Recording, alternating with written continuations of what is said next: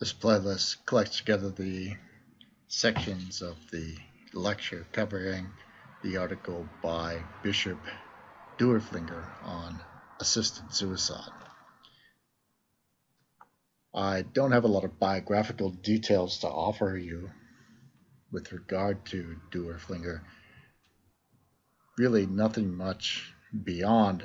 what's mentioned at the beginning of this chapter. So I managed to find a picture of him so we can see what he looks like. But other than that, we'll stick with what the book has told you about him. So in the lecture, we'll start by going through the arguments for what deorflinger refers to as assisted suicide, his objections to them, and then we'll turn to his arguments that we have a number of factors and mechanisms within society and within human beings that have the potential to cause any legislation or regulation that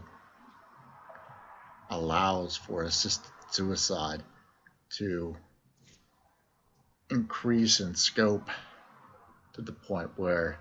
even advocates of assisted suicide would recognize that people are being killed in a manner that is unjust or not morally permissible. So deorflinger is going to start off by looking at arguments like the sort of argument that we looked at in Rachel's. And he's going to characterize these arguments not as arguments about the moral acceptability of committing an act of mercy by killing someone who's terminally ill and suffering from excruciating pain, but as arguments that human life has no intrinsic value.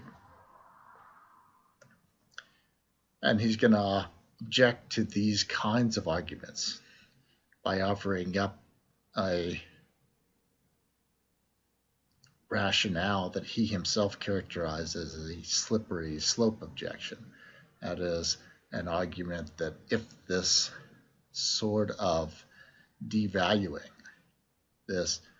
denial of the intrinsic value of human life is accepted as a reasonable and justified ethical principle, that it will inevitably lead to a much more serious and widespread devaluing of human life. He then turns to another argument, an argument which he characterizes as trying to justify assisted suicide by elevating the right of freedom of choice and self-determination above even the right to life. And so he calls this a pro-choice position at some points, and I call it an argument from the primacy of choice. And he offers a specific response to this kind of argument, and his specific response is to argue that the right to life is the most fundamental and basic right, and that rights to choice and the pursuit of happiness are logically derivative and dependent upon exercise of the right to life. And he'll want to argue that as a result, no one can exercise a right to choice in a way that would end their own life. Now, one way that someone like Rachel's might respond to this kind of argument would be to suggest that a right to life doesn't imply an obligation to live, and argue that there are circumstances in which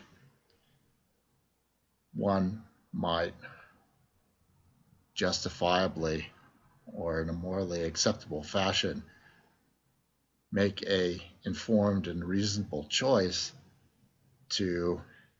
end one's life, to surrender one's right to life. And we'll see how deorflinger tries to respond to these kinds of objections. And this half of the paper is largely geared around sort of theoretical or ethical reasons for or against a position on assisted suicide. He'll then turn to what he calls sociological factors.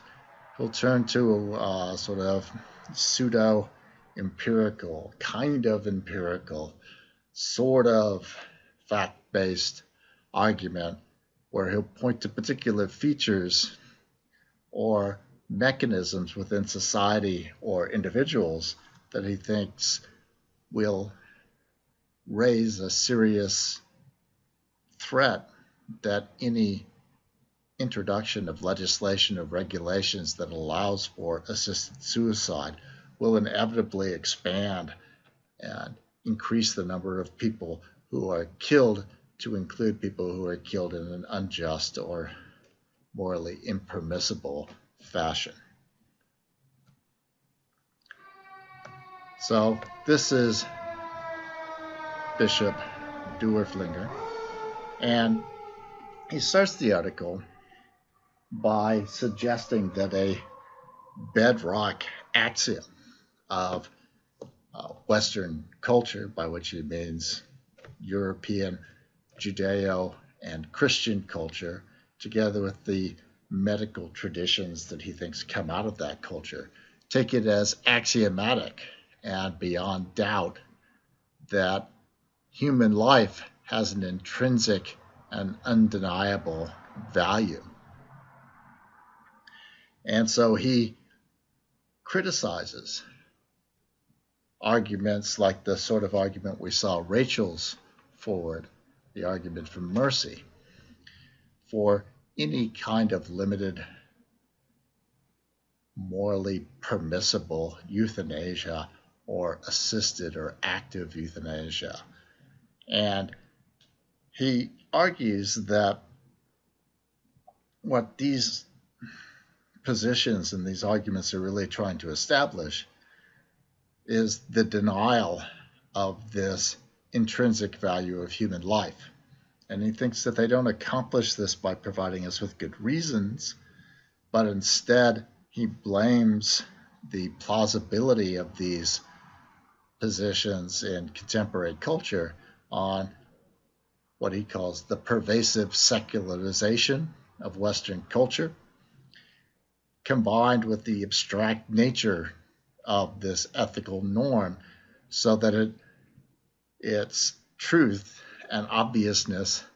becomes obscured because we are no longer associated with the cultural traditions out of which it came, and it's abstract enough that we can't see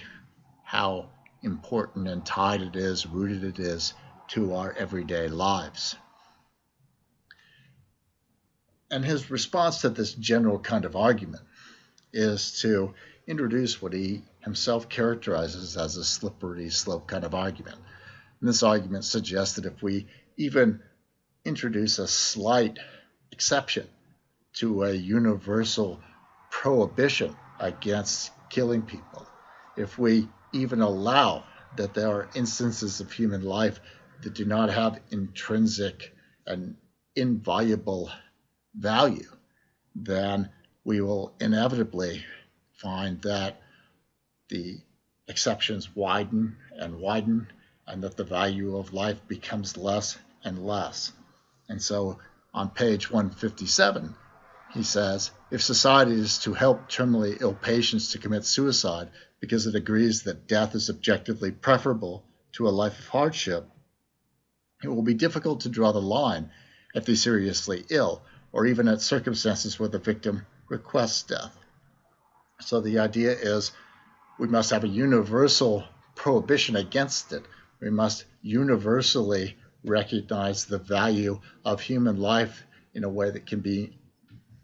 unqualified, or we will inevitably devalue human life dramatically. We will inevitably find that people are subject to what are argued to be morally acceptable killings in a wide variety of circumstances.